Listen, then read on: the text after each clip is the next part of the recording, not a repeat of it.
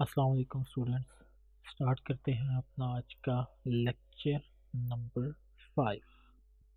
अच्छा स्टूडेंट्स और फ्रेंड्स, आप मुझे साथ साथ कॉम्प्लीमेंट भी दें कि मैं कैसे जो है अपनी जो स्किल्स हैं जो टीचिंग की स्किल्स हैं इनको कैसे बेहतर कर सकता हूँ।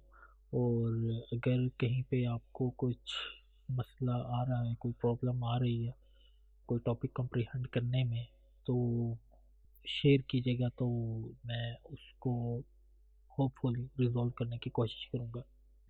अच्छा जी, आज का टॉपिक को स्टार्ट करते हैं।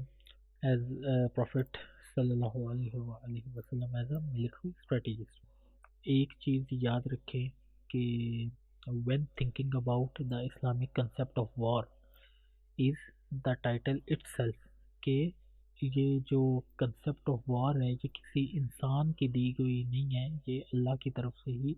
इस्लाम में जो वॉर का कंसेप्ट है वो किसी इंसान का दिया गया नहीं है, वो अल्लाह की तरफ से ही उसकी कमांडमेंट है। The Quran is perceived to be revealed as the word of God as spoken through his chosen prophet holy prophet Muhammad सल्लल्लाहु अलैहि वसल्लम। जो कुरान है वो प्लेस करता है war fighting doctrine in a very much different way than the western thinkers are accustomed to, because it is not the theory of what derived by men but of God। तो जो war fighting doctrine है कुरान में जो इस्लाम पेश करता है उसकी एक बड़ी मतलब कि डिफरेंट वे में जो वेस्टर्न थिंकर्स है उसको लेते हैं। बल्कि उनको देखना चाहिए कि जो इस्लाम की जो थ्योरी ऑफ वॉर है वो डिराइव्ड बाय मैन नहीं है, it is derived by God.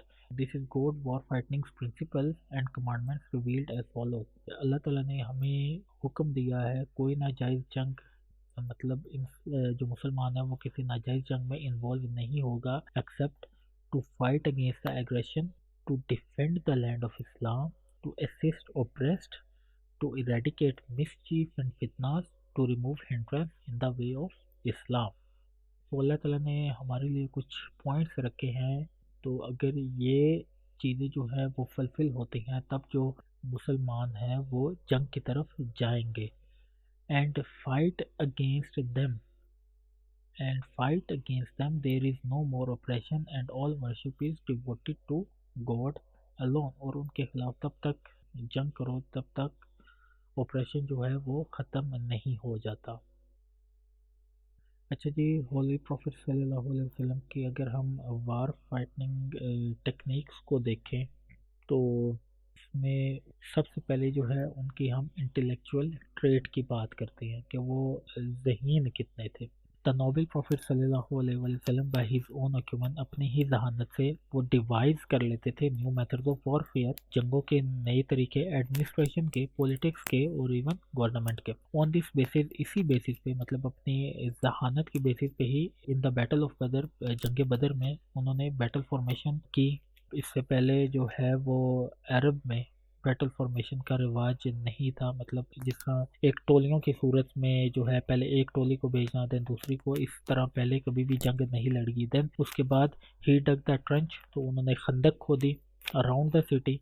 और in the expedition of Hudaibiya he negotiated with the Quraysh and made a pact with them. तो साथ ही हुदैबिया के टाइम पे उन्होंने नेगोशिएट कर लिया, लड़ने की ज़रूरत ही नहीं पड़ी और उनके साथ एक पैक्ट कर लिया, मुआहदा कर लिया। In the same way he would use new strategies, तो इसी तरह वो हर दफ़ा ही न्यू स्ट्रेटजीज डिवाइस करते थे ऑन द बैटल फील्ड जो कि उनको हेल्प करती थी in gaining victories over the enemies and they were stunt, और वो स्टंट हो जाते थे और परप्लेक्स परेशान हो जाते थे उनकी न्यू टैक्टिक्स से। अच्छा जी, इंटेलेक्चुअल ट्रेट में हम एक और पॉइंट को डिस्कस करेंगे। ये वो प्राइमरी हेडिंग थी, ये सेकेंडरी हेडिंग है। तो पहला पॉइंट है जी planning and organising. Planning and organising are the two primary elements to establish a state, society और आर्मी। के जो प्लानिंग और ऑर्गेनाइजिंग है वो एक प्राइमरी एलिमेंट्स है टू एस्टेब्लिश अ स्टेट, कि किसी रियासत को इस्टेब्लिश करने के लिए, किसी सोसाइटी को स्टैब्लिश करने के लिए, और आर्मी को। Before the profit created an army, इससे पहले कि होली प्रॉफिट सल्लल्लाहु अलैहि वसल्लम आर्मी क्रिएट करते, तो उन्होंने प्लान किया और एक स्टेट क्रिएट की मदीना की। One of the manifestation of this planning was that he met with some people from Medina and made a quasi military pact at the event of Hajj and presented a new religion to accept and give them a responsibility to end the conflict between the two tribes of Aws and Khazraj. अब Medina के लिए Medina को एक state बनाने के लिए ज़रूरी था, एक यूनिफाइड स्टेट बनाने के लिए ज़रूरी था कि उन्हें वहाँ के जो वेरिंग ट्राइब्स हैं उनको इकट्ठा करना था और उनके बीच के जो कॉन्फ्लिक्ट्स थे उनको ख़त्म करने थे, क्योंकि कॉन्फ्लिक्ट्स ख़त्म होंगे तो वो यूनिफाइड होंगे तो स्टेट बनेगी तो आर्मी होगी। तो ये सब चीज़ें जो हैं वो प्लानिंग से और ऑर्गेनाइजिंग से ही होंगी। He advise them to be the representation for the propagation of Islam. तो उन्होंने औस और खजरत के दरमियान जो है कॉन्फ्लिक्ट्स को ख़त्म किया और उनको एडवाइस किया कि अब से आप ही जो हैं वो रिप्रेजेंटेटिव ऑफ इस्लाम होंगे, या इस्लाम को जब प्रोपगेशन की बारी आएगी तो आप ही इस्लाम को प्रोपगेट करेंगे।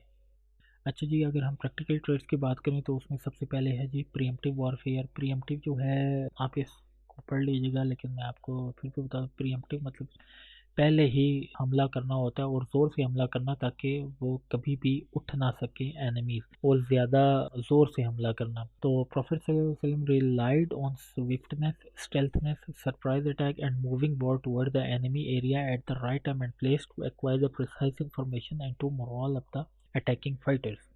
तो रसूलुल्लाह सल्लल्लाहु अलैहि वसल्लम जो थे वो रिलाई करते थे स्विफ्टनेस पे, स्टेल्थनेस पे, और एकदम से वो सरप्राइज अटैक कर देते थे एनिमीज पे, और वो ज़्यादातर कोशिश करते थे कि जंग को जो है वो जो दुश्मन का एरिया है वहाँ पे ले जाई जाए एक सही टाइम पे, ताकि जो प्रिसाइज इंफॉर्मेशन है वो हासिल हो, और इस वजह से जो अटैकिंग फाइटर्स होते हैं, मतलब जो मुस्लिम लड़ रहे होते हैं, ताकि उनका मोराल बुलंद हो सके। द प्रॉफिट सल्लल्लाहु अलैहि वसल्लम फर्स्ट यूज दिस टेक्निक, उन्होंने जो प्रीएम्प्टिव वॉरफेयर की टेक्निक है वो यूज़ की थी बैटल ऑफ बनी सलीम विच वॉज प्लेस्ड, जो कि हुई at the waters of Qarqarat. He carried a surprise attack on them which led to a great victory.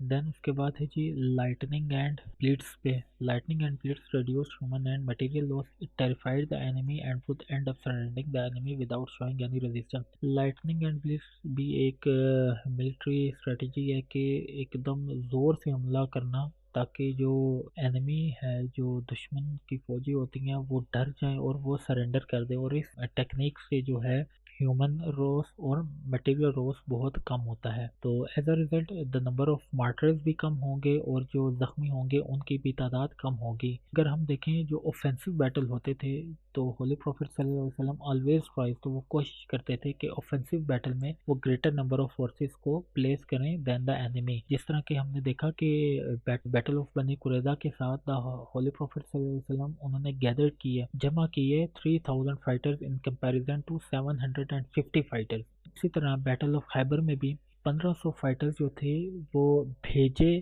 कि वो फेस करें 1000 जूस। मतलब जो ऑफेंसिव बैटल थे उनमें रसूलुल्लाह सल्लल्लाहु अलैहि वसल्लम हमेशा जो है वो अपनी फोर्सेस की तादाद ज़्यादा रखते थे, जिसकी वजह से जो अपोजिशन फोर्सेस हैं वो टेरिफाइड हो जाती थी और यूजुअली जो है वो सरेंडर कर देती थी। यही चीज़ हमने देखी कि जब फतह मक्का हुई तो 10,000 जो मुस्लिम्स थे मक्का की तरफ रवाना हुए और विदाउट एनी ब्लडशेड जो है का जो है वो फतह हो गया।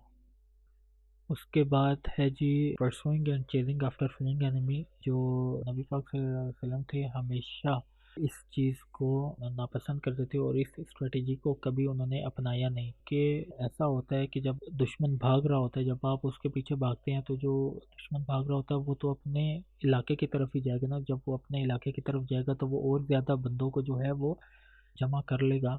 तो जब अगर जो भागने वाला है उसकी तादाद ज़्यादा हो गई और पीछे जो उसके पीछे आने वाले हैं उसकी तादाद कम हो गई, तो ये फिर गेम जो है वो उल्टी पड़ सकती है। तो इस वजह से रसूलुल्लाह सल्लल्लाहु अलैहि वसल्लम ने इस टेक्निक को हमेशा नापसंद किया और इस टेक्निक को कभी भी अप्लाई नहीं किया।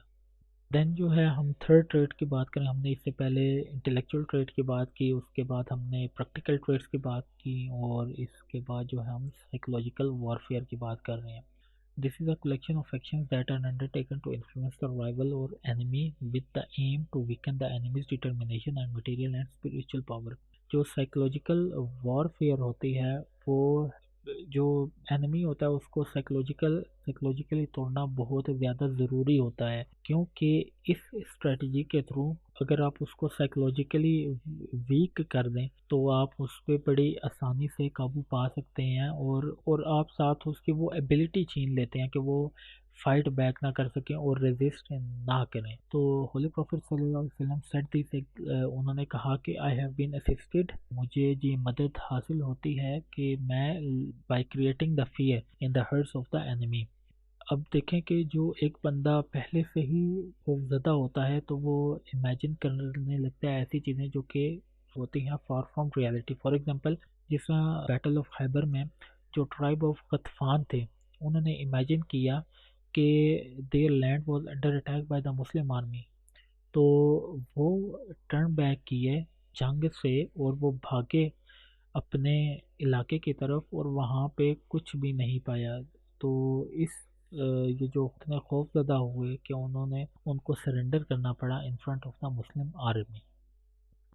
अच्छा जी, एथिक्स ऑफ वॉर डिस्कस कर लेते हैं कि इस्लाम ने क्या डिवाइस किए हैं मेथड्स वॉर के, या क्या मॉरल ग्राउंड है। तो ये है कि हम औरतों पे हाथ नहीं उठा सकते और ना उन पे हमला कर सकते हैं, औरतों पे, बच्चों पे और बूढ़ों पे। तो उसके अलावा जो है, अगर कोई प्रिजनर बन जाता है तो उसको आप आग में नहीं फेंक सकते, उस टाइम पे ये प्रैक्टिस होती थी। देन आपने उनके जो जख्म है उनका ख्याल रखना है, जो प्रिजनर्स हैं उनके मरहम वगैरह करनी है, फिर प्रिजनर्स जो हैं उनको स्लेन नहीं करना, और इसी तरह जो है वो आपने जो बॉडीज हैं वो रिटर्न करनी है एनिमीज को। और लूटिंग और प्लंडरिंग की भी इजाज़त नहीं है। अगर हम कंपैरिजन करें ह्यूमन लॉस का इन वॉर्स, इसमें हुजूर सल्लल्लाहु अलैहि वसल्लम ने हिस्सा लिया, तो स्टैट्स आपके सामने है। ग़ज़वे बदर हुई, उसमें ओपोजिशन के 70 लोग मारे गए और मुसलमान जो है वो 14 थे, तो टोटल 84। फिर ओहद में 22 हलाक हुए और मुसलमानों की तादाद उस टाइम पे 70 थी, टोटल 92 हुए। खैबर में 93 थे ओपोजिशन के और मुसलमानों के 15, टोटल 108। और हुनैन में ओपोजिशन के जो हैं वो 70 थे और मुस्लिम्स के भी 70 थे और टोटल 140।